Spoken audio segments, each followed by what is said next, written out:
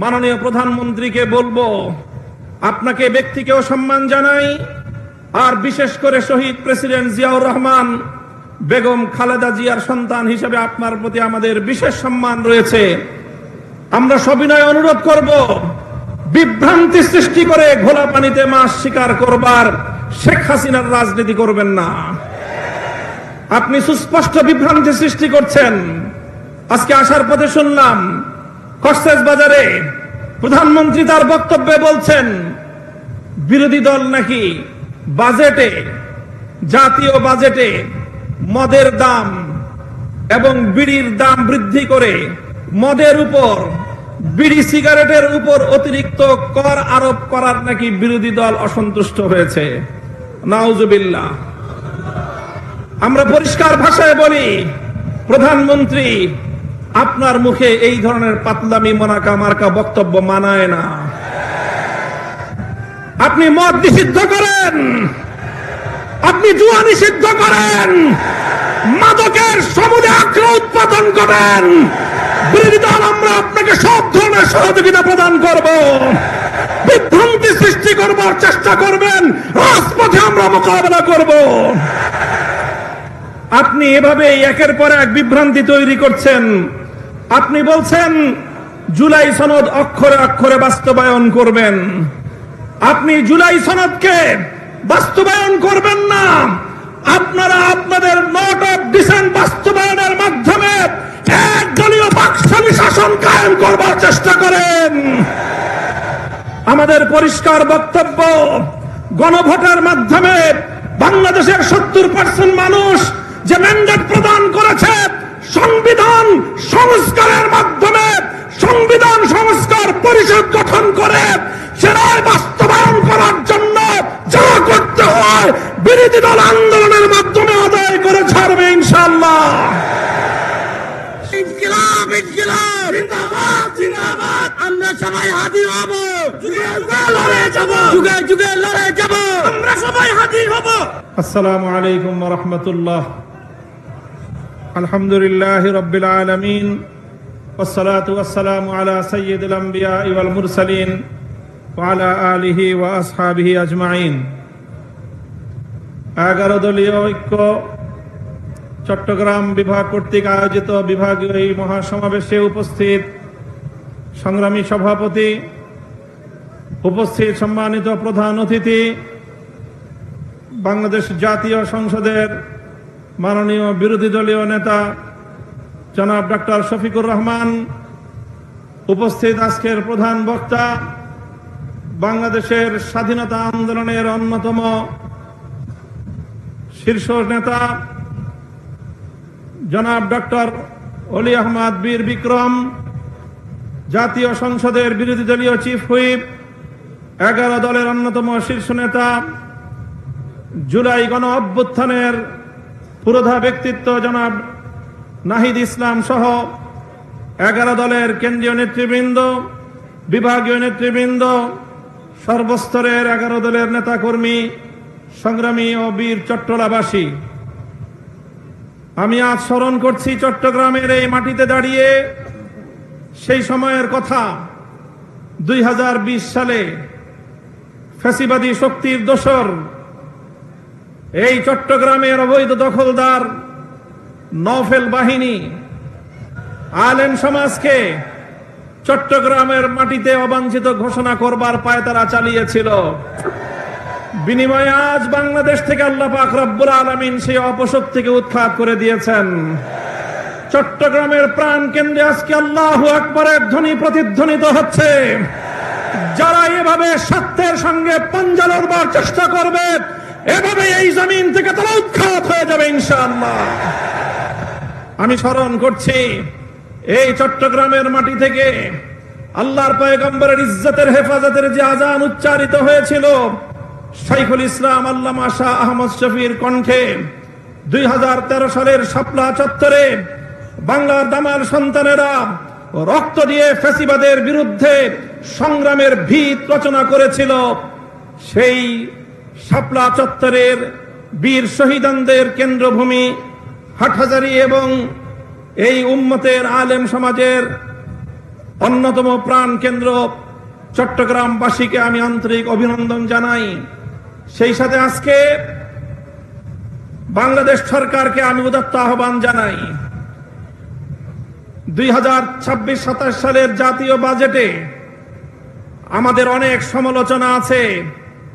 আমরা আমাদের সমালোচনাগুলোকে যথাযথ যৌক্তিক ভাষায় সংসদে এবং রাজপথে আমরা উত্থাপন করছি এবং করেই যাব।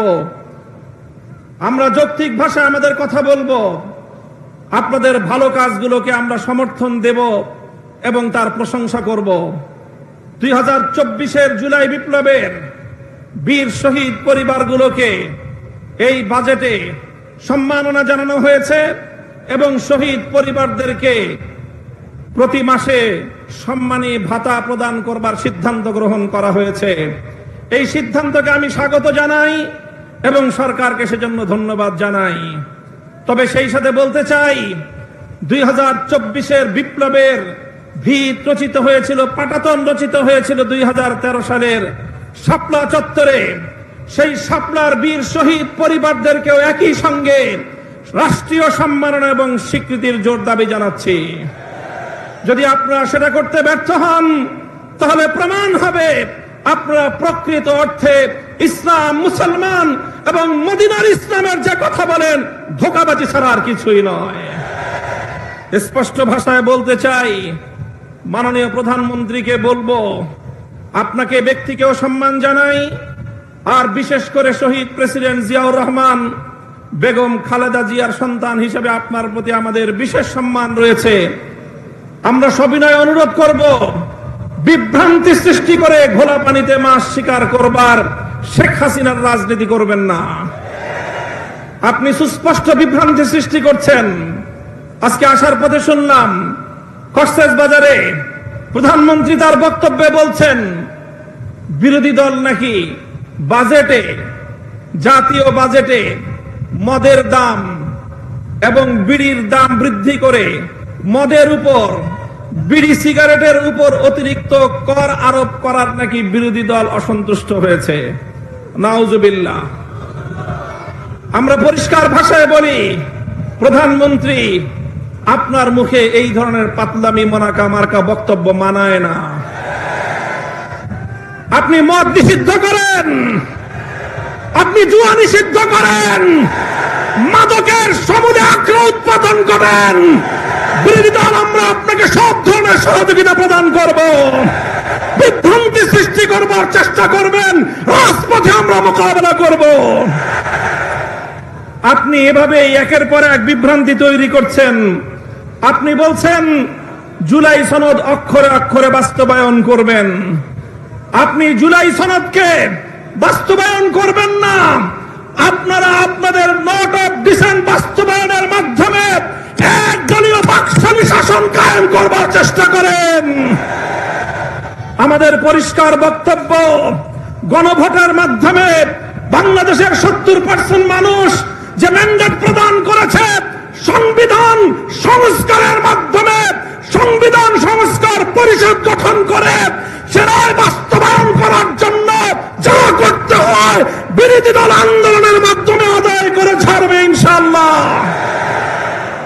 আমার সর্বশেষ বক্তব্যের পয়েন্ট হলো, যে আধিপত্যবাদের বিরুদ্ধে, যে দিল্লির দাসত্ব এবং গোলামীর শৃঙ্খলকে ভেঙে 2024 সালের জুলাই যোদ্ধারা বাংলার মাটিতে নতুন স্বাধীনতার সূর্য ছিনিয়ে এনেছে, আজ বাংলাদেশের দুর্বল পররাষ্ট্রনীতির কারণে আবার সেই স্বাধীনতার সূর্য বাংলার আকাশ থেকে অস্তমিত যাওয়ার উপক্রম হয়েছে।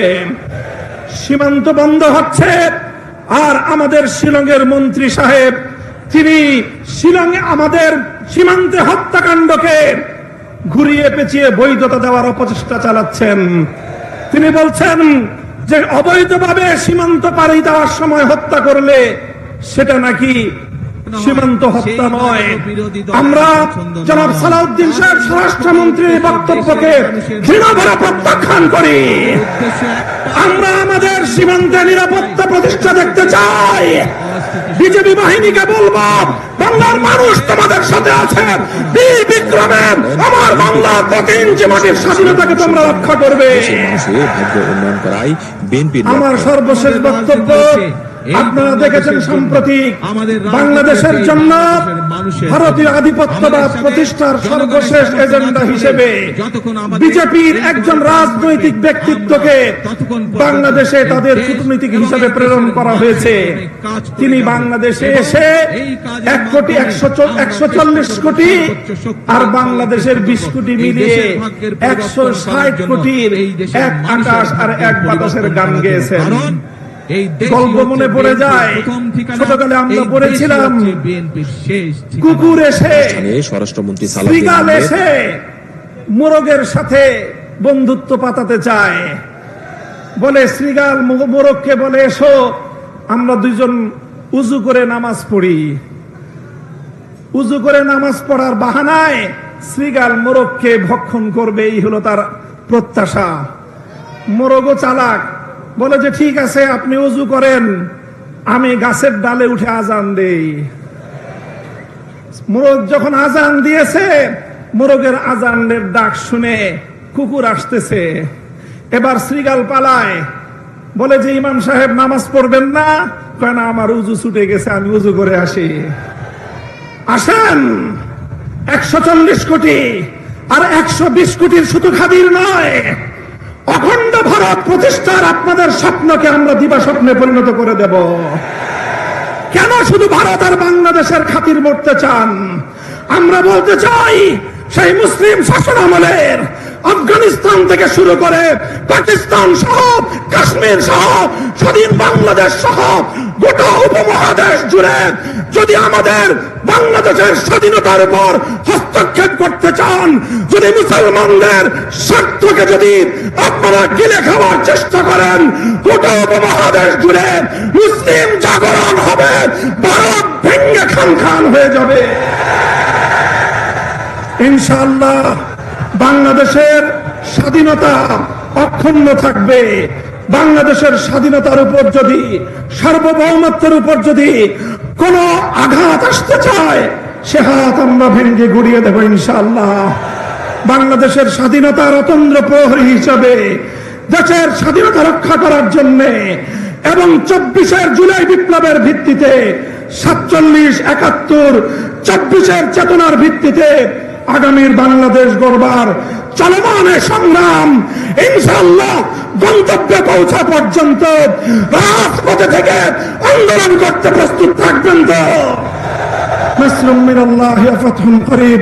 আসসালামু আলাইকুম ওয়া রাহমাতুল্লাহ।